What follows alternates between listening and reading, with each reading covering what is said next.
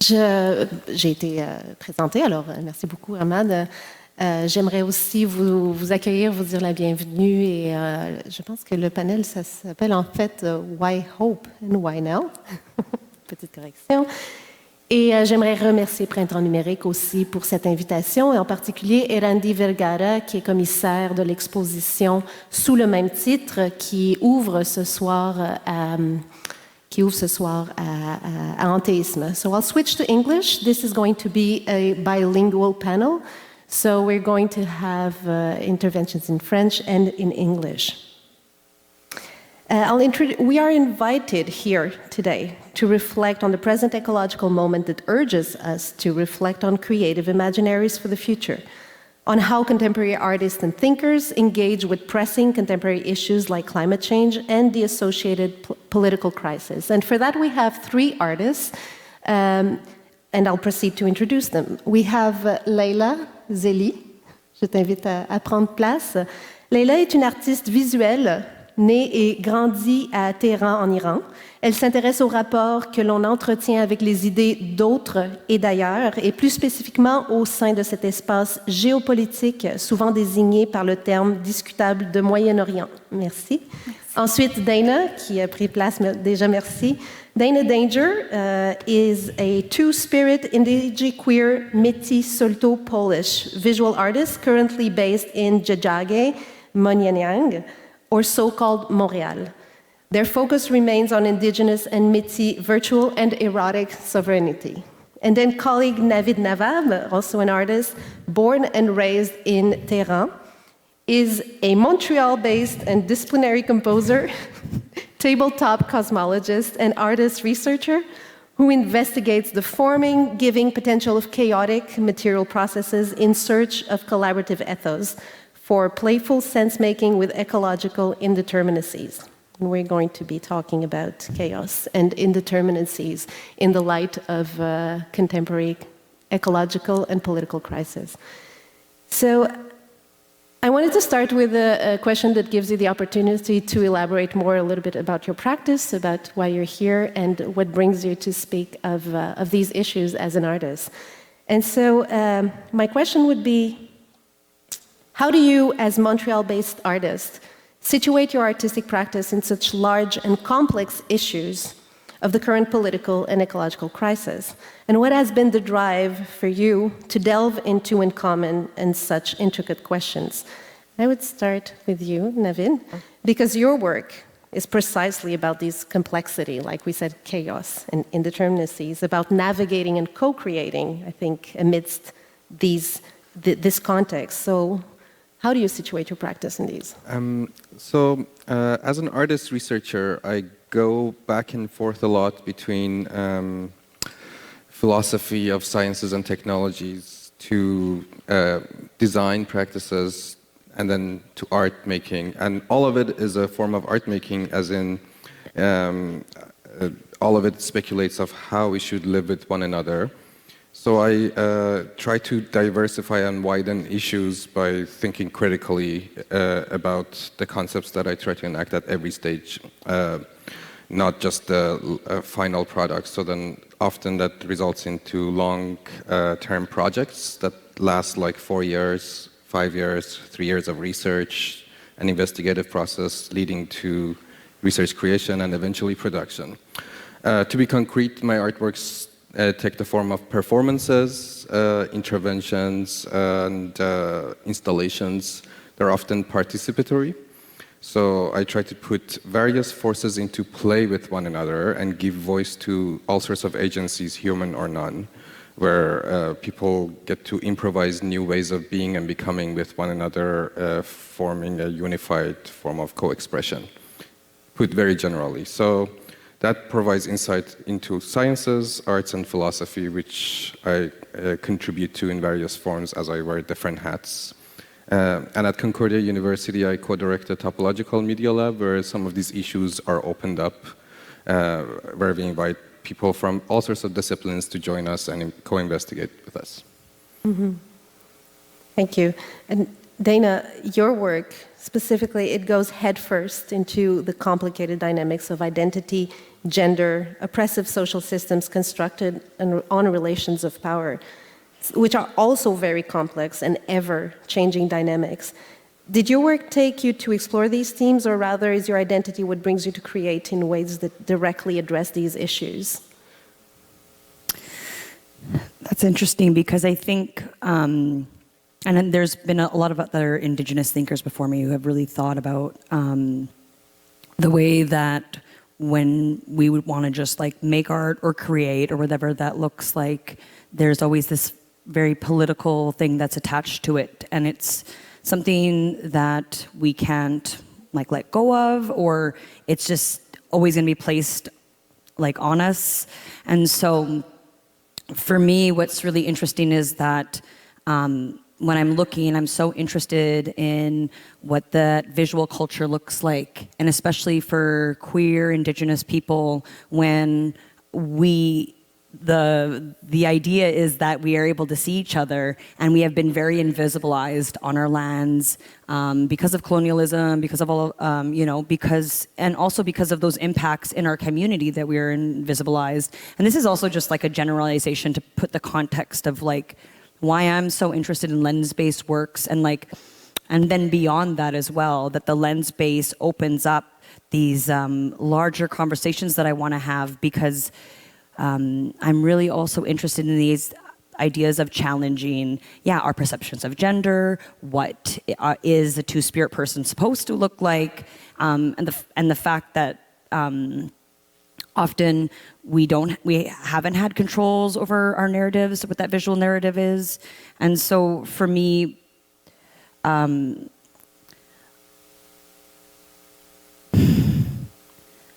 don't know, it's a lot because I also see myself as a visual artist, but there's all these other things that are very much attached to it, that it's not just, I don't exist in a vacuum, especially in my community. So when I come here, I try to explain and compartmentalize myself, but actually, singing is a huge part of my practice. The research is a huge part of my practice. Working with AI and robots, working with photography, working with all these different things is just to really communicate these ideas of just like what is two-spirit, and what is like our future, and what does that reclamation look like?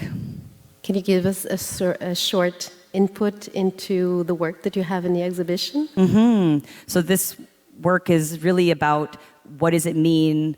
What is that inheritance? What is the things that have been passed down from your families, the things that have been saved, the things that have been buried, when you're starting to remember or have the permission, it feels like, to unearth those things because they were hidden for so long. When you're starting to unearth those things, there is a tremendous amount of weight with the responsibility of what that means to continue on those practices, and especially practices that were deemed by others, the majority, as being, I don't know if the word is savage or things like that, because that's something that's very much thrown at it, at Indigenous folks specifically, but it's just like being able to visualize that. It's really powerful, and I think people don't sometimes realize that. Yeah, thank you. We'll go back to your process and to your practice. So we're going to have an opportunity to talk more. Leila, je vais traduire la question juste pour mettre en contexte aussi nos auditeurs francophones. Donc la question était: en tant qu'artiste basé à Montréal, comment est-ce que tu situes ta pratique dans des problématiques aussi larges et complexes, dans ton cas sur des crises et des conflits politiques, géopolitiques? Et qu'est-ce qui t'a motivé et encouragé, parce que je pense que c'est aussi un geste de courage, à les entreprendre par ta création artistique, en prenant comme exemple notamment l'œuvre que tu présentes à l'exposition de ce soir?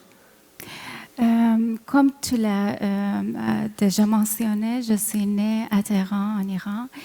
C'était après la révolution islamique en Iran et pendant la guerre Iran-Irak. Donc, en venant ici au Canada, je me disais, comment est-ce que les gens m'imaginent quand je dis que je suis iranienne? Qu'est-ce qu'on sait de l'Iran? comment c'est construit dans la pensée populaire.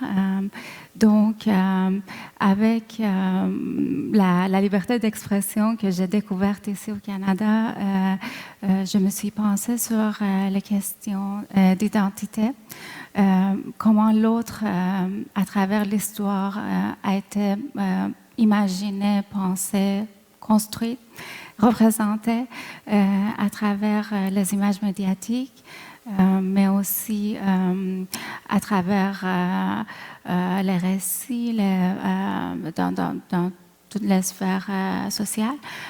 Donc, je fais des installations numériques à partir des images que je trouve souvent sur les réseaux sociaux. Il s'agit d'images, vidéos, textes, pour justement questionner notre rapport à l'autre. Voilà. Et donc, est-ce que peut-être que toi aussi, tu veux nous donner un petit aperçu de l'œuvre que tu présentes? Oui, bien sûr. C'est une vidéo d'animation que j'ai faite avec une collaboratrice israélienne. Comme vous connaissez, une relation entre une personne iranienne et une israélienne, c'est interdit aux yeux des gouvernements des deux pays. Donc, comme tu l'as mentionné, oui, c'est un geste de courage et je me donne cette responsabilité et ce courage-là pour faire de l'art qui questionne nos rapports au monde. On va y revenir, merci. Et en fait, j'adresserai peut-être la prochaine question aussi à toi, Leila, oui, bien sûr. pour faire le chemin inverse ensuite. C'est justement sur les collaborations. Oui. Sur comment est-ce que, quand on parle de la complexité, when we speak of the complexity issues, such as the current environmental and political crisis, we often hear about the need to involve forms of interdisciplinarity, because these are wicked problems, we say, and they need multiple disciplinary perspectives to innovate or to problem solve, to use more of solutionist kind of discourse. So the current crisis that we have to solve, both ecological and political, can't be pulled apart from the broader relationships of equality, including human social equality, but also sometimes interspecies relations of care. So this drives the idea that we need to learn new relationships towards each other, towards other species, and towards the places that we inhabit. So I'd like to know about your collaborations, whether humans or interspecies collaborations or with other beings. So I would start with you, Leila, for this question, because as you mentioned, you collaborated with Gali, the Israeli artist. So the question is, how do you enter this collaboration? How does it come about? And how do you involve, as, let's say, experts of art making with other forms of knowledge, like with other ways of seeing the world, or maybe with other beings? Je dois vous avouer que je choisis volontairement les gens avec qui je collabore, des gens qui ont un vécu différent que moi, donc avec des réalités différentes. Justement, vu que je vous ai dit que le sujet principal de mon travail, c'est le rapport à l'autre, cette question-là devient vraiment fondamentale dans ma pratique. C'est sûr que ça crée toutes sortes de malentendus, de belles amitiés, de toutes sortes de choses qui révèlent vraiment la complexité des relations humaines. Mais aussi, c'est sûr que mes lectures, aussi, j'appelle les gens comme les philosophes, les sociologues, psychologues, comme mes collaborateurs aussi. Donc, si je dois nommer, c'est comme Georges Zimmerman, par exemple, avec la question sur l'image, Stuart Hall, question d'identité, ou Boris Cyrulnik, qui parle beaucoup de la résilience, qui fait aussi partie de ma pratique. Donc, voilà, c'est... On va en savoir plus sur ton processus. You, Dayna, I would ask this question also to you about your collaborations, because your photographic work, The Weight of Inheritance, speaks of constellations of relations and the complexity of identity dynamics in contemporary society. So how can one's identity in relation with others evolve from artistic practice and artistic encounters? It's so interesting because I feel like this idea of identity and things like that is like something that a lot of, I feel perhaps there might be other cultural groups that feel the same way, but like what I know from myself at least is that kind of like labeling is really quite isolating and man, I'm just getting lost in my thoughts right now. I think what's like really important, like in collaboration, is that idea of like the consent, and not even the idea, but the actual doing and the practice of it. And so when I'm thinking about that in my process, you know, I'm not only thinking about that with the people that I'm photographing, because mostly my work contains individuals that are in my community that I have relationships with, and this is where that interconnectivity comes in, because without their voice, you know, this idea that I have may just be in a vacuum. But then I realized that there was a lot of folks that that were really hungry to be able to see themselves, and that it hasn't always been safe to be seen, and visibility doesn't mean safety. And so, you know, when I'm thinking about lens-based processes, when I'm behind the camera, I have a lot of this power, and I think that's where a lot of it comes into is bringing in my own ideas of governance, of Métis governance, and what do those relationships look like, and what do those practices look like. And for me, it is that I'm challenging the way that I have been taught in, you know, Western institutions of how my practice should look, or is encouraged to look, or the people that I'm being told to look at are people that are obviously, you know, are photographers, but how much are they thinking about that relationship and how much that means for somebody's image to be out there? And so I even look at that with this new work that I have is, you know, I'm working with animal bones, and as a hide tanner, which means that I do the practice of turning animal skin into leather, and I do it in the ways of which my great-grandmother did. And I don't want to say old ways or traditional ways, because Indigenous thought is continuous. We reject the idea of craft versus high art. We reject the idea of all of those sort of things. And so what does that practice look like when I'm working with organic material? And how am I respecting the gifts of that? Because the collaboration is also with the moose. So in my photograph, I have ropes holding different parts of a moose leg as it goes in transition from being a part of the animal to then becoming a tool that I use to scrape the hide, so that I continue that process. So the moose gives me so much of what I need to do that process with that skin. So I'm also thinking about those sentient, like what we perceive to be beings that are not human, that maybe have this idea of their intelligence being lower than ours. But I often disagree with that, because that's not how we have those relationships. And so whether you're with kin, human or non-human, whether it's tree or animal, you know, all of those things are interconnected. And if I'm not doing those procedures correctly while I'm doing my work, like that process of the consent, of honoring that, of respecting that animal, and how do I do that?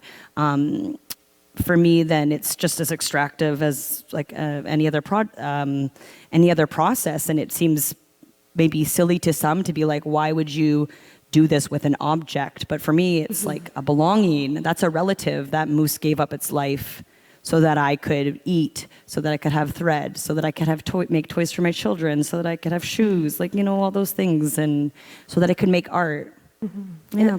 I'd follow up with a quick question. Just, I find it interesting how you both produce artworks that are presented in context, like the ones we're going to be at this evening at the exhibition opening, and you also work in the same context with the same materials in the communities, and you're also doing a PhD. So there's also an academic research content. Yeah. So how do you navigate only the discourses? They're like speaking completely different languages, going across those different realms. How is that for you? I mean, as a Métis person, I'm used to walking in many different worlds. And so my father is Polish, maybe second generation, so I'm like third generation on that side. And then my mom's is Métis Soto. So, you know, that's what my family really wanted, was that university education. That's what that pinnacle is. And I never had that same sort of pressure from my other side. Not that they were spiritually connected either, but in the sense of these kind of expectations. And for me, it's interesting, why do a PhD when what community members are going to read this first off? And what does that mean to be bringing our knowledges, I should say, because as a Métis person, I do have that responsibility of what that means to be sharing knowledges of our culture, and that it is our inherent right to do so, but that there is a complicated relationship with that's ongoing, and it needs to be slow in order to do your due diligence. And in this world, as we know, things are not slow. It's incredibly fast. You know, and it's not that we're lazy or we don't like deadlines. It's just if you don't have the knowledge that you need to continue, to do what you need to do, that's not going to work. And it's very consensus-based, and it's not hierarchy. It really challenges hierarchy. It wants everyone to have their voice collectively. Thank you.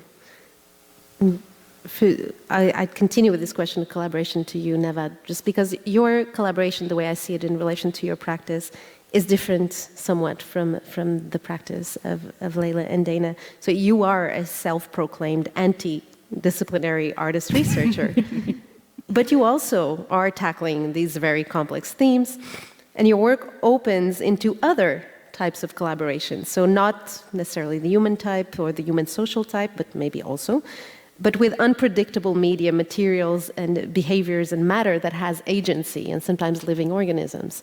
So what is that creative process like? What is that specific about co-creating in these types of collaborations? So I think one value that art, both in its the way it's experienced in society and its production, is that it can allow us windows into seeing how we can live with one another. And opening the dimensionality of that, where we can experiment with developing new forms of co-expression where different stakeholders get to matter. So that's the part with materiality, that is not just working with matter, innate matter, but it's whose nature is sounding, whose stories are told, and these are often sites of material processes, not just physicality, to be sure. So in my practice, I try to collaborate with all sorts of agencies. It's not just material practices either. For example, in the practice of music making, I might be looking at the practice of intercultural improvisation. So as a composer, you don't want to frame someone's talent, if not just culture, not in a hierarchy and put it somewhere, but you want to honor the fact that there's an alive force running through them, and you want to work with that force, not extract it or exploit it. Same is true for any other types of sentience. We don't have to, as artists, we don't get stuck with what is a scientific idea of what is alive. We feel the aliveness in the process, and we try to work with the aliveness.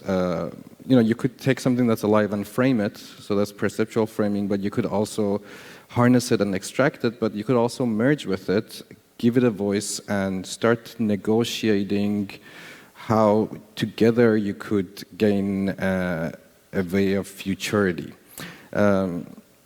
So I want to be a little bit concrete by putting this into one example. For example, right now I'm working with a pipe organ from a heritage site in Montreal. It's an odd object to talk about suddenly, but I'll make the connections. So this artifact, which was going through gentrification, I tried to take the elements and see what's happening from a medio-archaeological perspective. So there's a lot of processes that are embedded in the artifact. For example, we have Western ideology and different stages leading to modernity really controlling the turbulence of nature. Turbulence is an unpredictable force. It could lead to unpredictable musicalities, it could lead to plane crashes or forms of indeterminacy. But indeterminacy is a site where nature becomes inventive. We say something's indeterminate because it's intense. The same way when you say a person is intense, it's because you can't infer what's happening inside them. There's a force. So it's a site of intentionality. Mm-hmm. So I try to then look at these sites of intentionality, which I can't predict always, as creative forces that I could collaborate with. So we go back to collaboration. So I'm like, all right, so I feel something has a potential to create new forms of patterning, but I can't really apply my notions of time to it. I have to get in its own time and ways of being, so we start getting in the artistic practice into forms of attunement practices.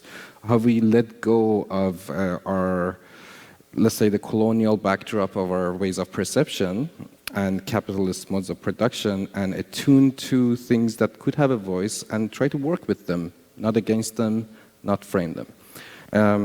So that leads to new ways of making, new ways of world making, and giving and widening the stakeholders both in technologies and cultural artifacts. That's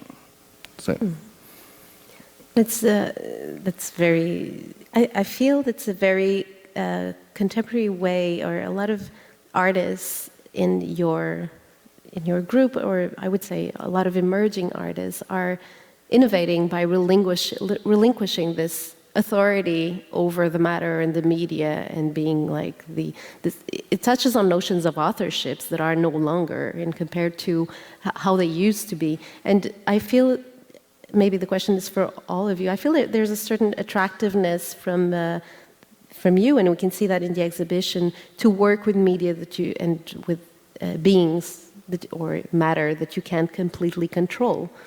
Do you think that there's a change of paradigm here in the notions of authorship, and how do you see that? Yeah, there's definitely a practice of forms of uncontrol, and there's a trust, and there's a negotiation, there's a ethics of perpetual negotiation of what matters, who gets to have a voice, and by who I mean like what forces. So that requires giving up some notions, let's say like masculine notions of production and industrialization and the masculine economy, meaning we want to predict, control, conquer, instrumentalize. So practices of uncontrol means suspending all those ways of thinking and being like, no, I want to collaborate, I don't want to control, but I want to negotiate, dialogue, co-care, and co-express. And in that process, many notions fall apart because they weren't productive. For example, in music production, who's a performer, composer, performed, and the score could disappear. Suddenly a material site could become a score where something rolling over it becomes an interpreter revealing something. And as artists and designer, our goal and our intention could be allowing that to happen instead of trying to stop it because it's an uncontrollable force. Mm-hmm. So orchestrating uncontrol is a new paradigm. The aesthetics of orchestrating the uncontrollable. I like that. Interesting. So I wanted to move on first to understand a little bit more about your processes of making, and particularly in such a context where when you're working with these ever-shifting issues and ever-shifting realities, whether they be of ecological nature, material nature, or sociological nature, political. I wanted to know, how is it that you arrive? When do you know that a work is ready to be shown, and when do you consider that you have achieved and arrived at something that is worth offering and presenting Maybe I would start with you. Donc, Leila, la question serait comment est-ce que toi, en tant qu'artiste, tu estimes être arrivé à un projet terminé ou du moins à être montré lorsque tu travailles sur des sujets, des thématiques qui changent perpétuellement? C'est une super bonne question, surtout pour quelqu'un qui travaille avec les images médiatiques, tout ce qui se passe dans le monde. C'est comme le changement est inévitable. Donc, j'essaie de ne pas oublier que je suis une artiste et non pas une journaliste. Donc, d'amener mon regard plus aux profondeurs des choses et non pas de juste vouloir informer les gens. Quoique dans certains cas aussi c'est important, mais par rapport à la ligne d'arrivée, vu que je fais de la vidéo, il y a toujours pas mal de problèmes techniques, bugs à corriger. Donc, une fois que ça s'est fait, je pense que oui, je suis peut-être prête à exposer le travail. Même quand c'est exposé, je ne considère pas le travail fini. Pour moi, vu que ça crée comme toutes sortes de réflexions, j'espère, autant pour moi que pour les spectateurs, je le vois comme un point de départ. Donc, voilà. Et l'œuvre en question, relativement à son processus de création, est-ce que j'ai bien compris que l'œuvre a été créée en partie pendant la pandémie et peut-être à distance? Oui, non, mais c'est comme c'est vraiment le fruit de la pandémie.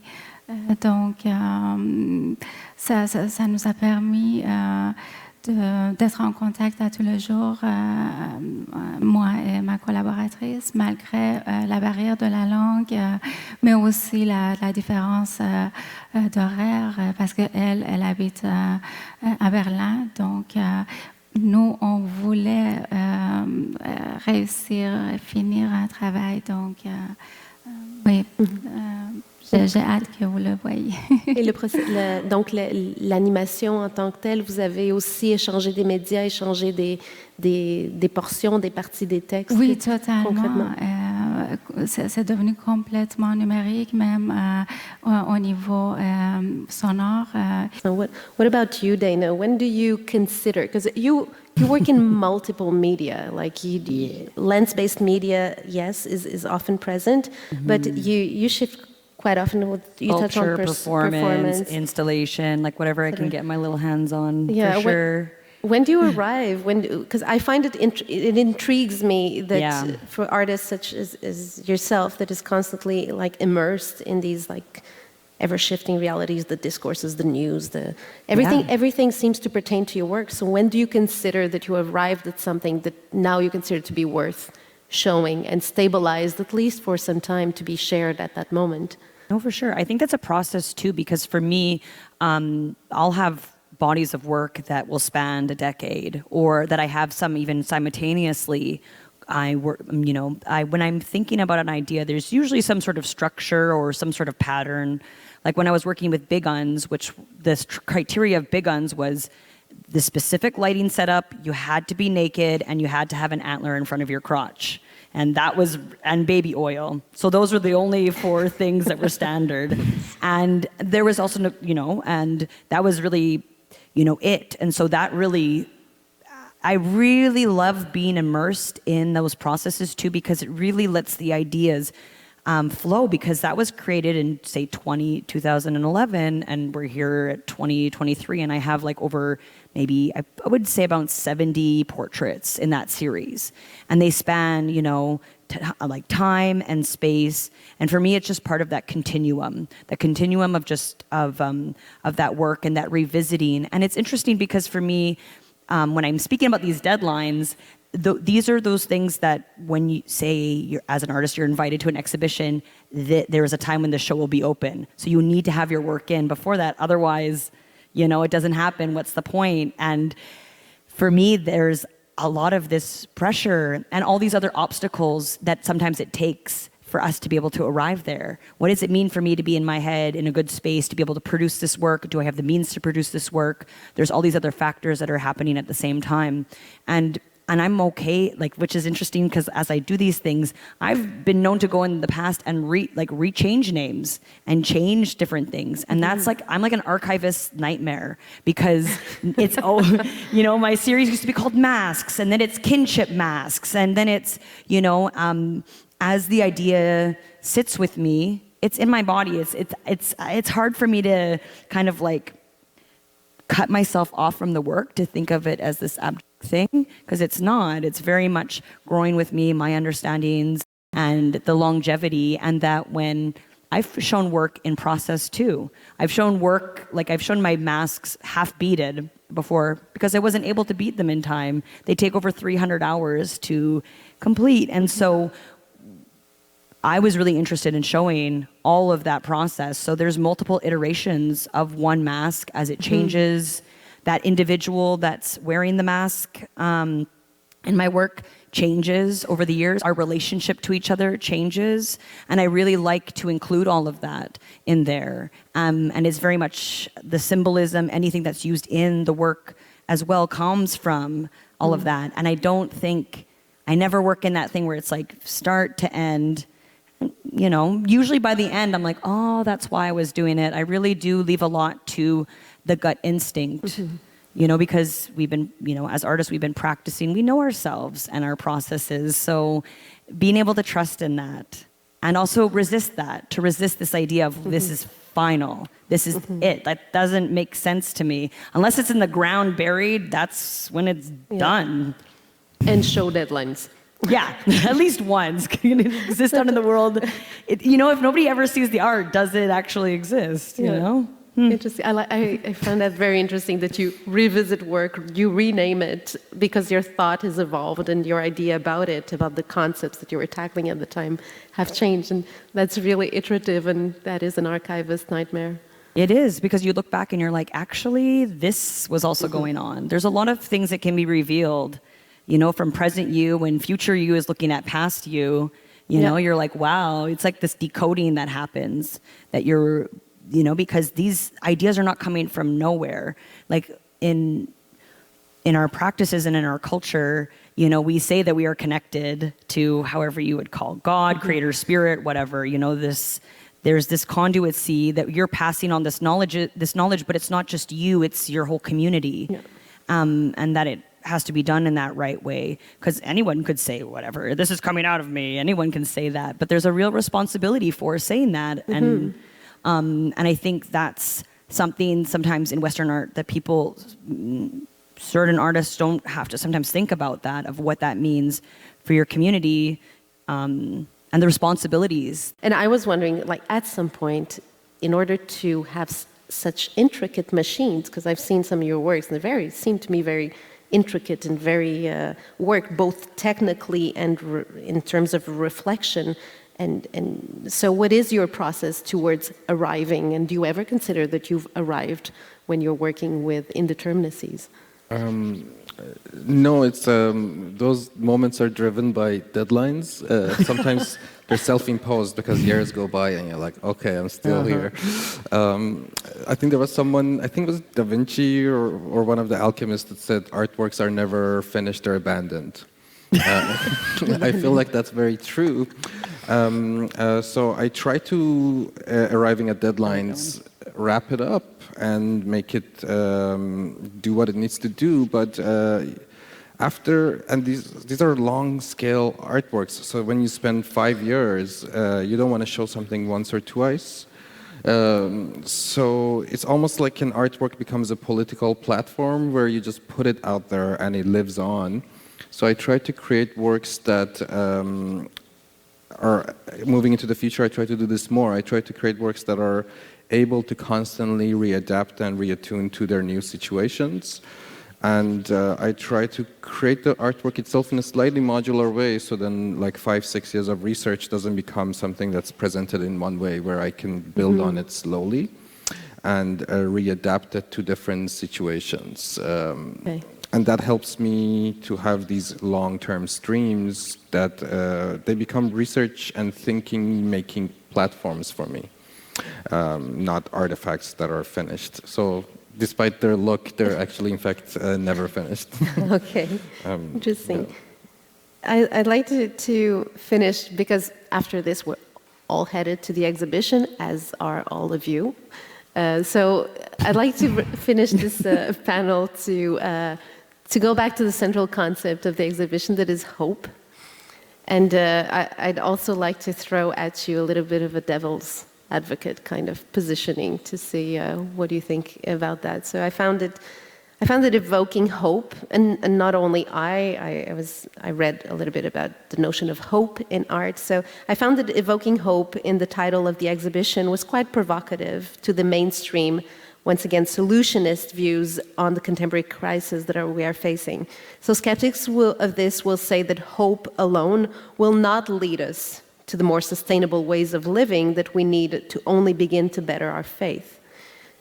I was listening to Ron Katz from Symbiotic on a podcast that was published in the Western Australian magazine, Arts Magazine, in which he reminded us that hope has been discredited since ancient Greek times as being extremely problematic, because it was viewed, namely by Aristotle, as an obstacle for realistic foresight, and one could say for a pragmatic enough vision of the problem.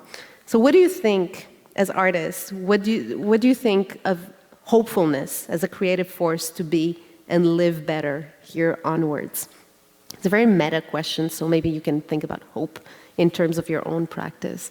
Maybe I would start with you, Leila. J'aime quand même le mot espoir. Je pense que ça ne veut pas du tout dire d'être seulement optimiste et en restant passif.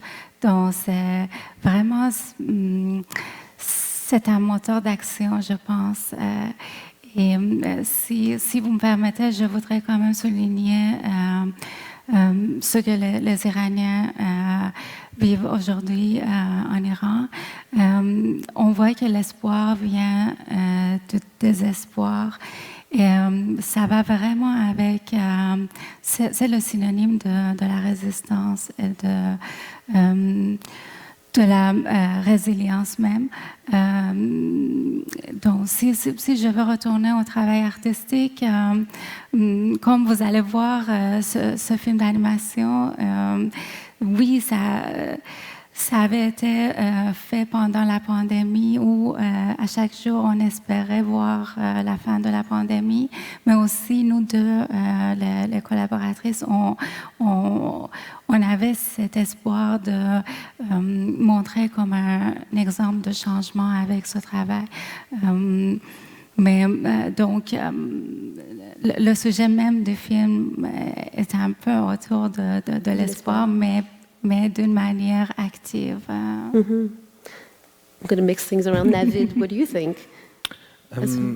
So notions like hope and content and gratitude could be misused as a way of controlling masses, could be used as psychological anchoring so we could move forward. But there's a dimension of hope that is productive, which is when we open up what we hope for, we get out of problem-solving mode, and we also get out of like technology employment and economy employment mode, but we start envisioning. So, and then when we hope together, we start envisioning together collectively. So if you open up hope to others, we can envision what type of world we want to live in. So it becomes a practice of, and in terms of, in my practice, it could create vision-driven design instead of problem-solving. And then as we do that, we open up the stakeholders of what matters in this future, what forces have a voice, and so forth. And I think in Staying with the Trouble, Donna Haraway urges to be responsible as the marks we leave on bodies by moving forward step by step, little by little, not in huge moves. So as we envision a future, we could also envision how we want to get there and negotiate that collectively. Dayna, in 1 minute. I'll do even faster than that. Listen, Indigenous peoples have already gone through an apocalypse, especially in this land. Our whole way of life ended when those ships rolled up. And for my people specifically, we kind of came out of that. And so there was many different ways of lives that have ended. And so what is the common theme that I see? I was visiting an elder in Blackfoot and Blood Territory in so-called Calgary, and I remember the elder was talking about how hopeful he was for the next generation. And I'm like, this is a man that is a residential school survivor who has probably seen the worst things ever, has watched his whole way of life change completely. And here he is being so generous with me that I was able to go to this Indigenous Student Center to be around this, to be with this elder and having, him sharing all of these teachings, because they're not my teachings, they're different ones, and the generosity that was there. But that's something that really stuck out for me, is his demeanor, how he talked about things, this idea, the hope. So I think the hope for us is our children, and to continue that on. And we know that that's going to be. We've always been stewards of the land, so give us the reins and we'll fix it. Just saying. Thank you very much. Thank you, all of you. Thank you for being good sports. And we will see you all this evening at the vernissage of Give us the land. The exhibition. Thank you very much.